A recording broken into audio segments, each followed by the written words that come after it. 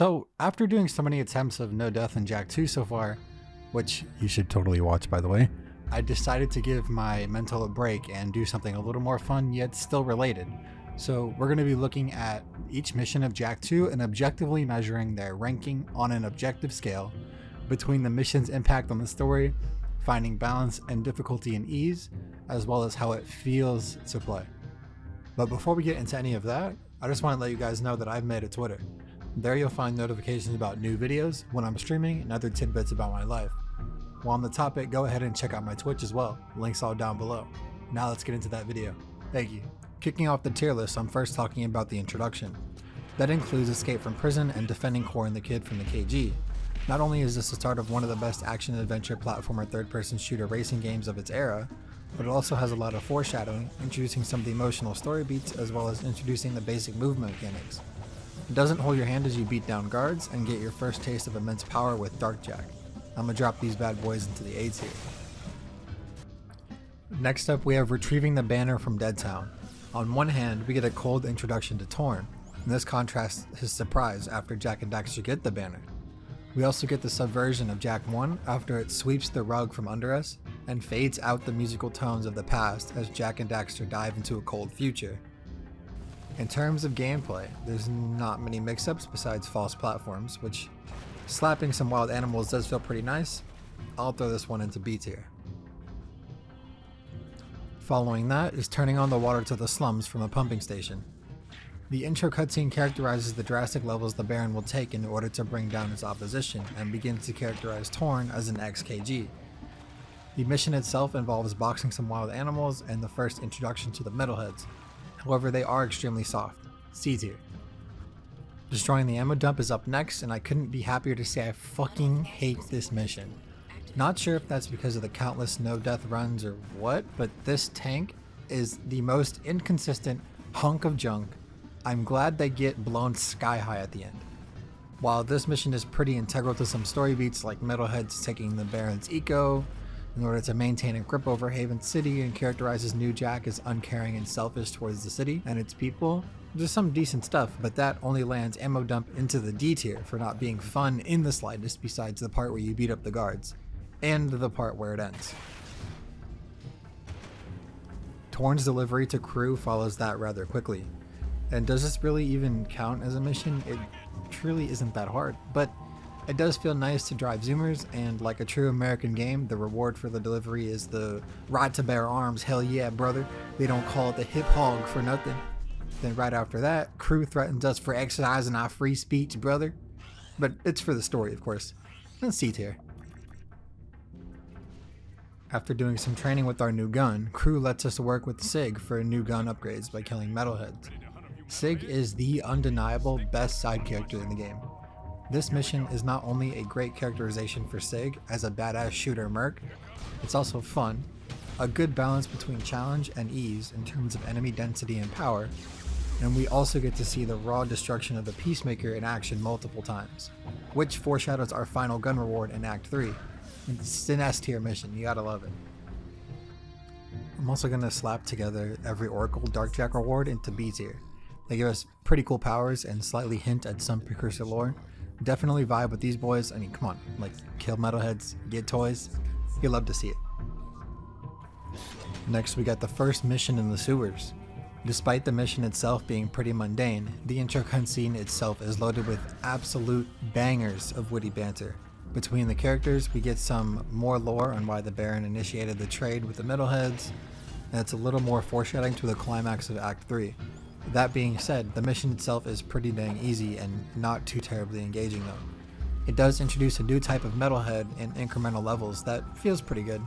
First with a jump scare, a group of 3, and then a massive group that provides a perfect opportunity to the dark bomb ability you just unlocked in the last mission.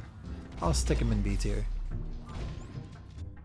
Coming in hot after some more banter in the blaster mod, we have to save Vin from the metalheads in the eco strip mine. I enjoy this mission a lot. You get a lot of room to play with the blaster and clap some metalheads that try to ambush you. Vin don't really have all that special of an introduction, or is he that story relevant besides serving as a vessel for lore dumps and aiding the underground, but he's cool. B tier. Then you gotta race to the stadium in under 3 minutes to join Kira's racing team. While the cutscene is cool and does a tiny little fourth wall break, the mission itself is glorified torn delivery. And the ending cutscene foreshadows the reveal heavily of who the girl behind the curtain is. If you played Jak 1 or paid attention during the intro cutscene, there's no doubt you don't already know who it is, but it's still a nice touch. Little mystery going on. C tier. Next, we got the Jetboard training course. There ain't much to say here since it's a glorified tutorial, but the Jetboard is just fun as hell to ride around on, so I'm giving this baby a B tier anyways. Then you have a mission where you have to collect money bags for crew in return for a scattergun upgrade. The mission is okay, but the gun upgrade is literally what makes the scattergun viable at all. Money bags for crew belong in the C tier. Next up is meeting Ashlyn at the pumping station. This is a short but sweet mission that begins to put the lore of Mar and the story of the kid into the forefront of the plot. Not only that, you get ambushed by a ton of metalheads, which makes you put your new guns and powers to good use. B tier. Then after that, you have to take on the second mission for Vin, where you have to shred metalhead eggs at a drill platform. While this mission has very little story impact or relevance, we do get some Vin characterization and we get new metalhead types and new platforming tricks, but I do think this mission drags on a little too long, but it is always satisfying to destroy that crane at the end. C tier. Afterwards, we get assigned to find artifacts in the Precursor ruins. While I really enjoy some parts of the mission, like the box puzzle and the new rhino enemy type and the froggy types, the worst of Jak platforming comes out here in the rockfall section. And while the more I do it, the better I get at it, it still brings absolute pain and holds this mission back from being some of the higher tiers. So I'm gonna leave it a little bit in the mid tier in B. After that is one more Vin mission where you destroy turrets to open up the maintenance elevator leading up to the palace. I think while this mission leads up to an interesting boss fight, the mission itself is kind of too easy and destroying turrets doesn't even permanently disable them or make real impacts to the world like some of the other missions. I'm dropping this sleepy transition to the D tier. But then on to the actual boss fight itself. I think not only is the boss fight the right amount of challenging and the platforming is a true test of your skills up to this point, I do wish it was a little bit longer, or we had more opportunities to use something like the scattergun instead of solely the blaster in this fight. But even the cutscenes leading up to and following the fight have a lot of story beats, like Metal Core and the Baron collaborating with the Baron preparing to backstab him, and Errol having it out for Jak and such. This is definitely an S tier mission. Good job. Next, we have to pay for the consequences of attacking the Baron at the palace, and we have to relocate 4 underground members to new hideouts. While on one hand it's cool to feel like there's some impact on the world, this mission is mad boring to me, so I drop it in the D tier. Then we get the Vulcan barrel, and then we have to clean up metalheads in Deadtown to conclude the first act of Jak 2. Then we get the big twist of Haven City actually existing in the same world as Jak 1, but in the future where Sandover Village has been destroyed by metalheads. I like the mission's implications on the story, and getting a new gun is always cool, so B tier. Alright, now we're starting on to Act 2, where things really start to pop off. Just after finding out that we are home, but in the future, we then get our first what the hell is going on feeling when we meet young Samos as the shadow leader of the underground. Not only does he not recognize Jak and Daxter, the first mission he gives us is to tackle 5 metalhead scouts in the Haven Forest. While the mission itself is not really hard at all, and literally has no fail condition, it still has some of the best scenery. The Jetboard is always fun to use, and you keep it permanently after this. And my personal favorite soundtrack in any game is the Haven Forest. This is S tier. Next up is escorting the kid and his dog to the power station. I personally like this mission a lot. It's got a lot of guards and shooting and combat mixed with driving a zoomer. While escort missions aren't always the greatest, this one kind of works out. The story implications feel a bit contrived, like Samos saying that he just found this kid wandering the streets and happened to be the only one wearing the seal of Mar and no KG or anyone else noticed. It's kind of weird, but B tier it is for me. Next is destroying a drill at the dig. I absolutely hate this mission more than any other besides Armory. But the lead up cutscene is pretty cool. You get some foreshadowing from Daxter calling Metal Core ugly, and the kid's dog liking Jack, and the weird emphasis on the kid handing Jack the air tram pass. That's the only thing salvaging this trash feeling you get from the bomb shooting guards, and it brings it up from the F into the D tier. Then an eco tanker lands in the bazaar of the city. I like this mission. It's very on the nose, building of tension between the city and the incoming metalhead invasion later in the game. Not only that, the tanker leaves lasting damage on the city that you can come back to and see at other times. Even Ashlyn expresses worry for the incoming metalhead invasion. And the combat is fine too, I like it. A tier. Then up next is destroying listening devices in the harbor. This mission is so meaningless, it doesn't even have a cutscene to trigger it. The mission is super boring, kind of a waste of time, but it does have the Jetboard, and for that I can bring it out of F tier into D tier. Then crew gives us a mission to save some lurkers from Jak 1 from the slave trade. The mission itself is fine, cutscenes are fine, it's a nice little callback, it's passable at best, but this midpoint in the game starts to get pretty boring, so we're going to see a lot of upcoming C tiers, especially for lurkers here. Right after that, crew sends us again into the sewers to drain the water, which is also a cool Jetboard sequence, as well as having world-altering consequences, at least for the sewers, so that we can retrieve a piece from the statue of Mar down there. It's alright. C tier. Then Vin sends us back to the eco strip mine to blow up wells that are attracting more metalheads close to the city. I think it's a fun and easy enough mission to drop the bombs in less than 2 minutes with the Jetboard, but it's not that interesting, so C tier. Then Core sends us to the drill platform to destroy a big ship. Apparently, people think this mission is real hard on hero mode, and it probably is, but on normal it feels more like a waste of time than a challenge. And it doesn't really feel that massive in the grand scheme of the world and consequences. But the boss music is cool though. It's C tier, I guess. Then Sig sent us to the Haven Forest to take out 30 combat metalheads, which is basically camouflage boys with blasters, but no aiming skills. It's not hard, but it's cool, can be fun sometimes, but it does drag on, and sometimes like the invisible guys get lost and they can't find them. It's annoying, but it is another C tier candidate. Now, just for some preface here, I am a true hater of races and racing mechanics and racing games. However, the Jak 2 stadium races are actually a lot of fun in my opinion, and they're a bit of a nice break from the gunplay, and probably some of the best racing sequences in any straight up racing game. This first one is extra nice because it's when Jak and Daxter fully reunite with Kira, who is a classic from Jak 1. This is A tier levels. Then we got the big boy mission of getting the piece of the Mars seal from the water slums. If you don't know the secret strats, then this mission is an actual demon to beat normally. But if you run through as fast as possible, you can avoid a lot of the slowness and save a lot of heartbreaking moments in this mission. It's memorable and definitely one of the more challenging missions in the game. I'd give it a nice B tier.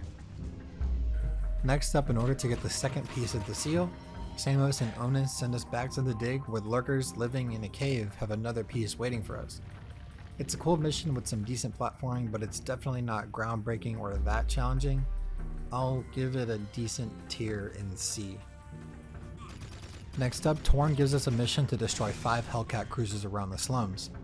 It's pretty easy I think sometimes, but there are other attempts where the guards are just absolutely relentless at ramming you, they never miss blaster shots, and they go straight to bottom tier waste of time then. Otherwise, I wish we could have seen more Hellcats around the world like we see with the yellow KG after the second act. Otherwise, it's a pretty whatever mission. I give it on average a C tier.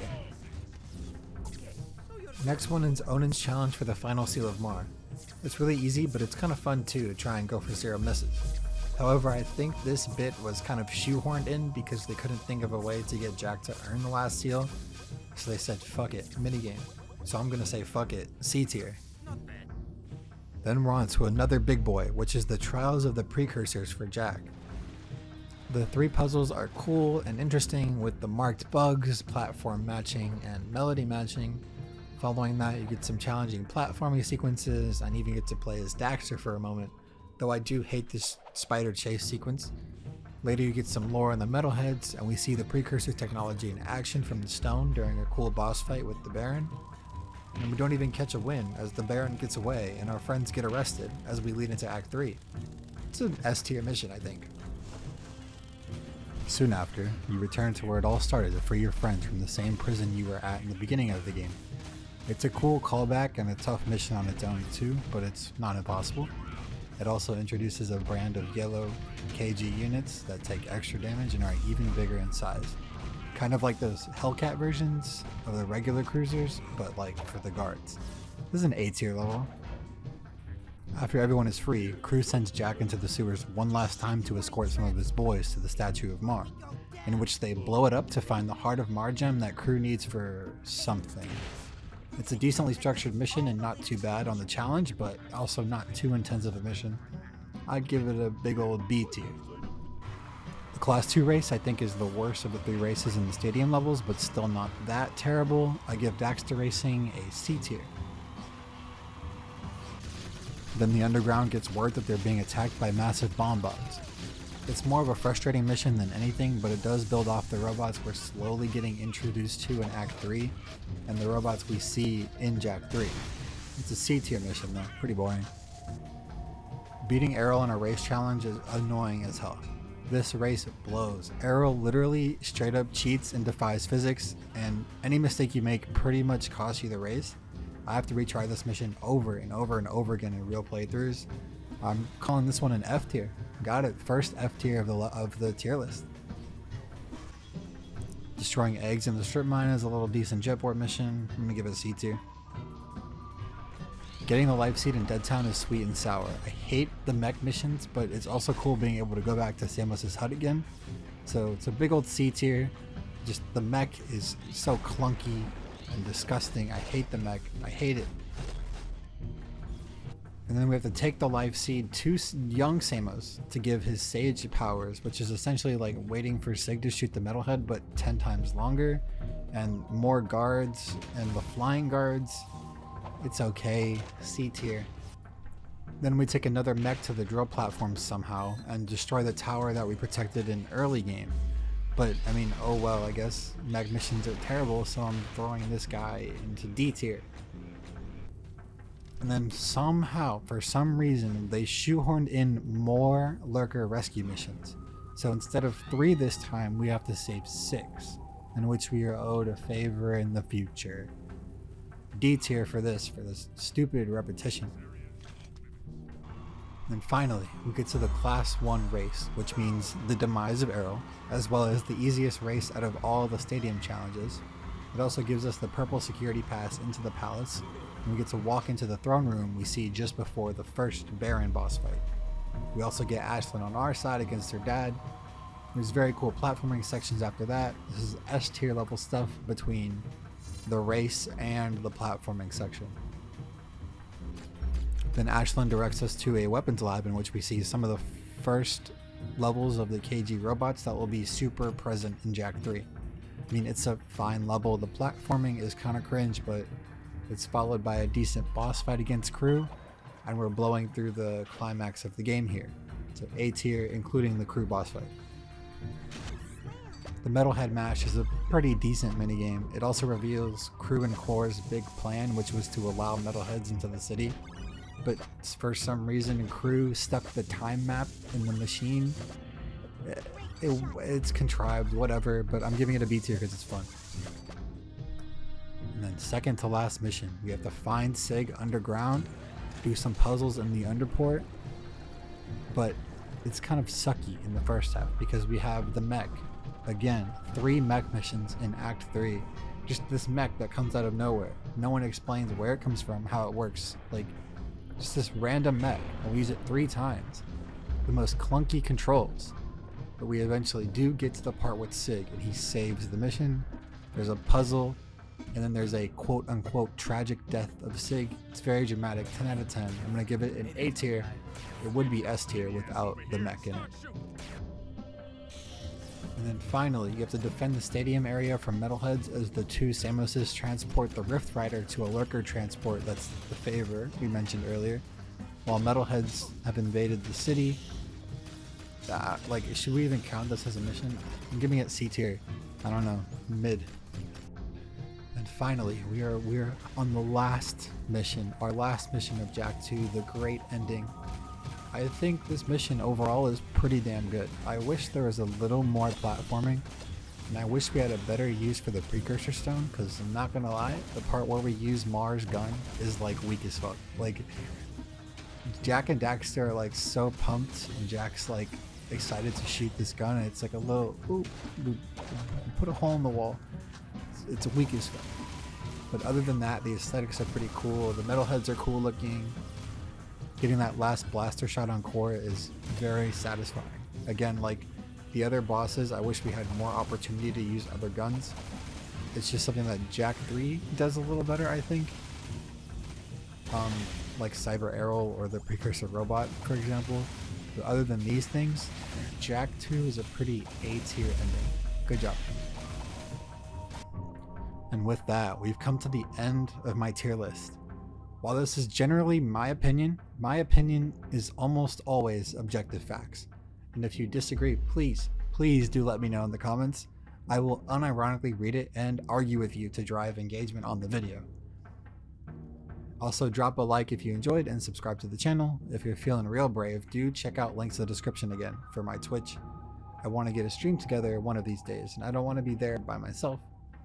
Other than that, see y'all in the next one. Later.